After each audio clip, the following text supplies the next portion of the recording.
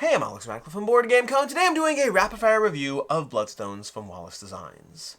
Rapid-fire reviews are a format on the channel where I attempt to give you a brief overview of the game, as well as my thoughts and opinions in 10 minutes or less. Sometimes I do it, sometimes I don't. Let's go ahead and find out. Bloodstones is an area control game. This, by the way, is going to be a brief overview, not a full rules deep dive.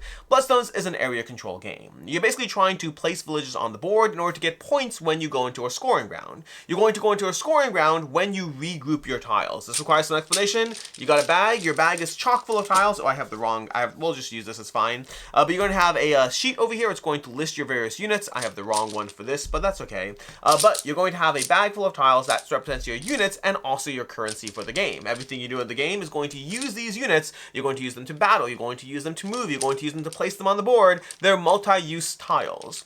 When you take these units over here, I have 6 right now. That's going to be my hand. You're going to use them for the various actions. We'll come back to that in a second. But when you need to draw and regroup your bag, you're going to move your regroup marker up 1 and score for the villages you control. That's the main mechanic. I realize the regroup marker's off camera, but it's there. Trust me, it's there. I have them over here. We got our regroup markers, so you move it to 1, and then you score for the villages you control. So you're trying to do that. You're trying to basically get as many villages as possible through building and capturing opponents' villages. When you do that a second time, that's going to trigger the game end. Each player is going to regroup twice in the game if you're playing at 3 or 4 players, or you regroup 3 times if you're playing at 2 players. Basically, build villages, capture villages, try to score, and do that better than the other players. As far as the actual action sequence, you're going to have a hand of 6 tiles. You're going to use these tiles in order to do everything. So the first thing you do every single round is you're first going to capture opponents' villages if you're able to do so with your troops. From there you dive into the main action phase where you can build, move, and battle. Building, each tile has a little pip on the side that represents how many tiles you have to discard. So if I want to build this over here, I have to discard 1 other tile. If I want to build this has 2, I have to discard 2 other tiles. And sometimes you have units that to build them are free. This unit has no build cost, I can simply build it for free. That's going to be the build action. Moving is going to have you spending the pip value on the right side to get that many movements on the board. And then battling is when you wander into an opponent's unit and you battle. You're going to do that using the strength of your own units, as well as also drawing battle tiles from a bag. But even then, you can sub tiles from your hand to augment or to replace the battle value. That's going to be the basic idea. Oh, and then phase 4, after you're done with the action phase, you go to building villages. And then lastly, you redraw tiles. That's where you possibly need to regroup. So effectively, we started off over here with our own little hill area. You have essentially ships in the water areas.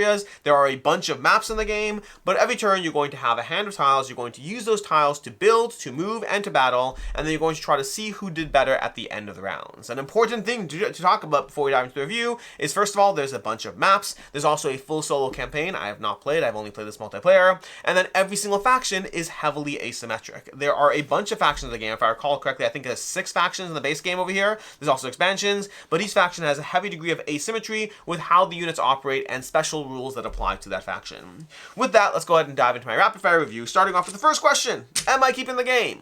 No, I am not. And I was really excited about this one too. I tend to like Martin Wallace designs a lot. I thought that applied to a straight up battle mechanic would be very, very interesting and cool. And it is to an extent. We'll get into that soon. But first, let's talk about why am I not keeping it. So why or why not? I'm not keeping it because ultimately, as much as there's a lot of good going on here, it kind of feels like they took Small World and made it more complicated.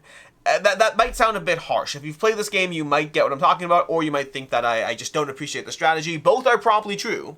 But overall, this game ultimately comes down to taking tiles and then attacking each other in a show of strength, trying to slowly reduce your opponents and capture their villages.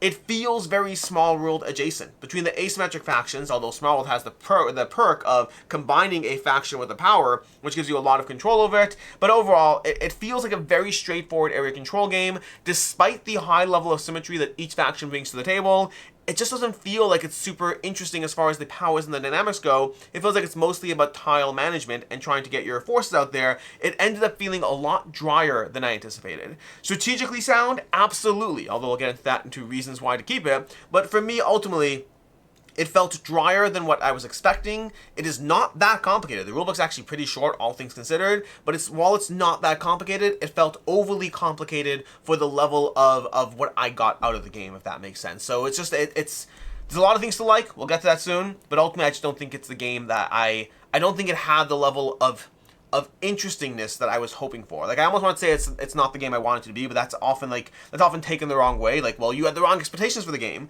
Maybe, but I thought this was an area control game with high degrees of asymmetry between the factions, which there are, but it ultimately feels like a very straightforward area control game. It doesn't feel as interesting as the premise that I thought it would be. As far as other game recommendations, I already mentioned one, but if you like this, definitely check out Small World. Small World is a little bit more basic as far as the strategic depth, but as far as the vibes of it, I think Small World is more accessible, easier to get into, and give us a very similar gaming experience as far as the nature of how you're trying to spread, control, and score in the game. They're different, but they have a lot of similarity to them. And then if you want to do something that has you trading a hand of tiles, this is another thing I was kind of optimistic about and hoping for. The idea of having a handful of tiles and having to choose what to play and what to keep. I love that kind of vibe, so much potential, and it's how you try to optimize it, which again, I didn't get as much out of that as I wanted here. But check out Marvel Champions if you want a game that heavily has you focusing on your hand and everything is potential, but you have to spend cards to play cards. So much fun when you have a game that does that well. As far as counter opinion, first of all, overall production I love. The tiles, nice chunky tiles, they're amazing.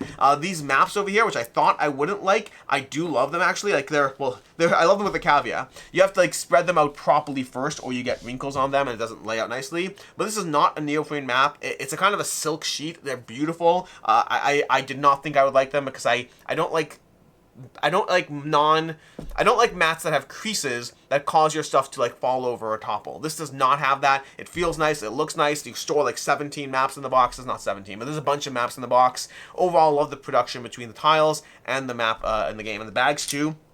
Every faction has multiple bags storing their pieces. Overall production is amazing. The actual asymmetry is there. Like if you want tactical depth and asymmetry in a drier form, there's a lot of strategy in this game. Choosing what to play, how to move your units, how to dominate the board with your faction, leaning into its faction advantages, being mindful of the opposing factions and their abilities. There is a lot going on here. I think that for me, it felt drier than what I wanted, but you know what this game is? This game is expecting to like a wine because you like a sweet wine, and then finding out it's dry instead. I'm just coming up with that now, but I think that's what this game is for me. This game does work on a lot of levels. I just wanted a sweet wine, and I got a dry wine. And the thing about it is, I thought from looking at it that it was a sweet wine. Based on the description, based on the mechanics, based on the asymmetric factions, based on the area control, I thought it was a sweet wine. It's still a lot going on here. This is like a tactically solid game. It's just much drier than what I was looking for. But I guess this is meant to be the parts that you like. But I guess the reason I'm talking about this now is, as far as the counter opinion, I think there's a good game here. I think this is a good and enjoyable game. If you like area control games, if you don't mind the fact that it's not as powers and abilities as I was hoping for, or the tile selection in your hand is not as interesting, I think there's still a lot here. Great production value and high degree of replayability because of the asymmetric factions.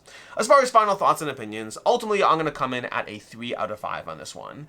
I wanted to like it a lot more. Based on what it does, I thought it would be much more for me. It just ended up feeling a lot more tit for tat and a lot more straightforward, despite all the asymmetry and strategic depth. If you like area control games that are about min-maxing where to win, this has that. For me, I want things to feel more fun as I do them, and this didn't have that for me. So it's going to be a 3 out of 5. Until next time, I'm Alex Radcliffe from Board Game Co. I hope you found this review helpful, and as always, I hope you have a good one.